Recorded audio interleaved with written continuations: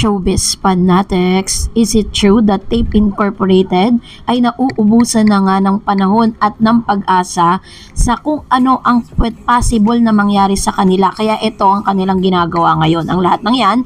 But before that, if you haven't subscribed yet to my YouTube channel, please don't forget to like, share, and subscribe at i-hit mo na rin ang notification bell for more showbiz updates, and please don't forget to hit the all para ikaw ang unang-unang makakapanood sa lahat ng ating mga updates. Bago tayo magpatuloy, nais ka po muna of course magpasalamat sa lahat ng mga legit viewers, subscribers at legit Dover cards na lagi pong nag-aabang at umaantabay sa lahat ng ating mga updates. Maraming salamat po sa inyong panonood. And for today's video ay patuloy pa rin pong namamayagpag ang Eat Bulaga sa kanila pong noontime program, kung saan sila po ay nasa pang 12 sa top yung mga nangungunang programa po sa Free TV sa telebisyon, habang ang tahanang pinakamasaya ay nasa 19th place. Kasama nito yung isang programa ng GMA, magka-tie up pa sila 3.0%, hindi ko lang nailagay sa screen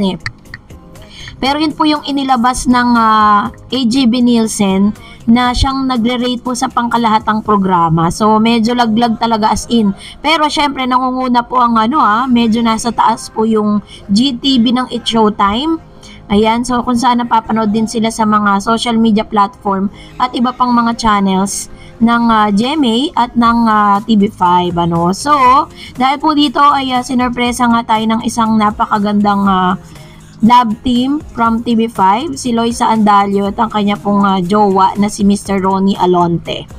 And of course, kung susumahin po natin yung online viewers po nila, talaga namang tumatabo pa rin sila, parami ng parami, lalo na napakarami na pong platform na kanilang ginagamit. At the same time, talagang legal na sila talaga ang gumagamit ng brand na Eat Bulaga, kasi ang trademark kasi or yung title na Eat Bulaga, basang-basa na po ng algorithm yan Kapag po tinype mo ang Eat Bulaga, nandun agad siya, hindi katulad po ng pag tinype mo yung word na tahanang pinakamasaya, hindi mo siya ma-search kasi hindi pa po siya kabisado ng algorithm ng YouTube at ng Meta. Sa Meta naman sa Facebook, which is TBJ, pag tinype mo siya, lalabas lahat ng mga posts ng TBJ.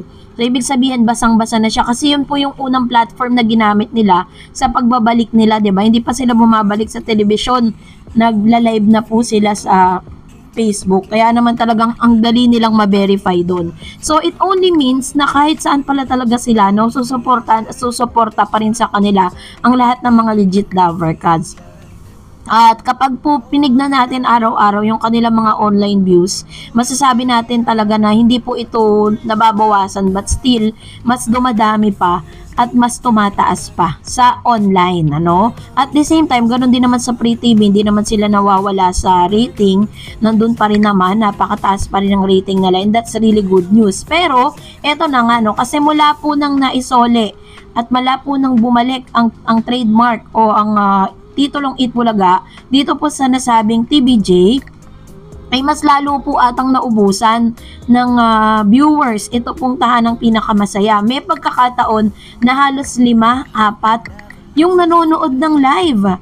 At that is really nakaka-alarma po yun sa pagkakataon na yun. Minsan nga, naka-live lang pero wala pong nakalagay kung ilan po yung nanonood or watching.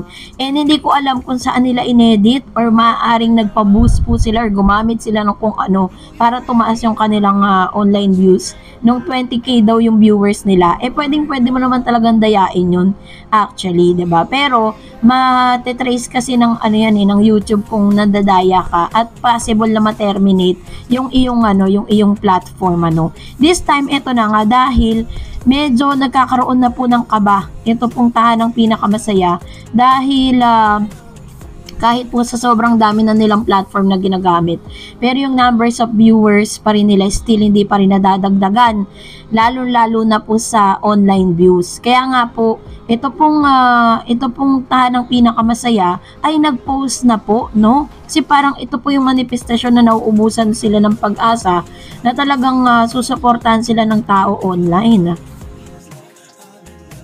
Isang post po, no, paulit-ulit nilang pinopost to. Sabi dyan, join tahanang pinakamasaya is looking for social media savvy.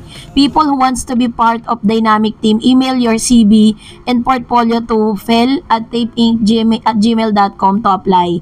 Join our team, sabi niya, social media content strategies manager and social media content and video editor, live streaming associates.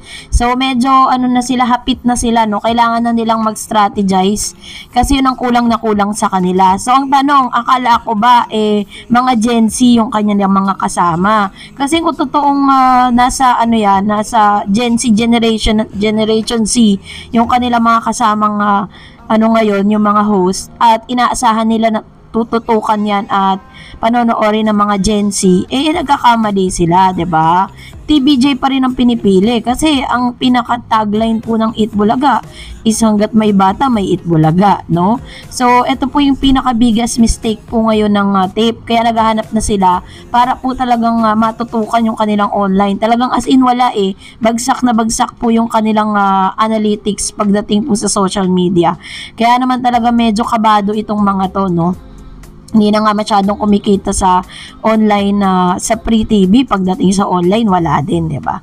So, dapat lang gawin nila 'yun. So, anyways, narito naman ang ilan sa mga komento po ninyo patungkol naman sa ating update.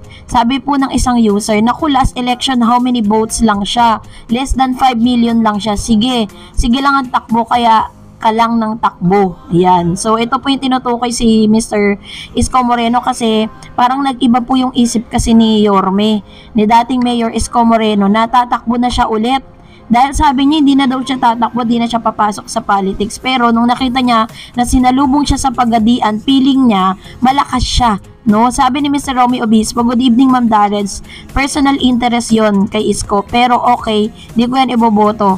Solid ako kay Tito Sen for Senator. Ayun. Si Tito Sen po ay pasok din po sa survey na nangungunang senador.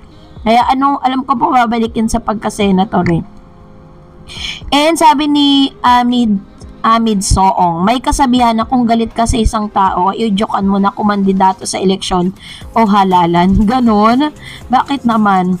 So, ito po yung isa sa mga kasabihan na sinasabi niya na pag galit ka, okay, alam ko na yan. Nagets ko na, parang gagamitin niya yung yung kanyang power para dahil nga dun sa mga pangyayari ngayon sa noontime program. Sabi ng isang user, naku, last election, how many votes lang? Less than 5 million lang siya. Sige lang ng takbo ka lang ng takbo. Ay, naulit siya, no? So, yun nga po, medyo hindi naman talaga ganun kalakas si Isko, lalo na po nung tumakbo siya bilang president. Biruin mo from mayor to president, dapat pinagpatuloy niya lang yung pagiging mayor niya, tsaka na siya tumakbo. Nagpatunay muna siya ng todo. Sabi ni Mr. Fred Bumanlag, mas iboboto ko pa ulit si Lito Lapid kaysa kay Isko Moreno dahil walang kaplastikan sa pagkatao ni Lito Lapid. Ayun. So, ito naman po yung kanyang komento patungkol sa bagay na yan, Tama naman siya, 'di ba? Kung talagang yun kasi free country to, so anytime or any person pwede mong iboto. Sabi ng isang user, mas maganda sana humabol siya para makita niyang lupit na mga legit lover cards. Million votes ang mawawala sa kanya sa galit na ginawa niya sa TBJ. Ayun. Ito naman po yung isa sa mga komento niya na parang yung kanyang obserbasyon patungkol sa bagay na ito. So that's it for today. For more videos and updates, please don't forget to like and subscribe. And please don't forget to follow my Facebook page, Darrens TV. God bless everyone.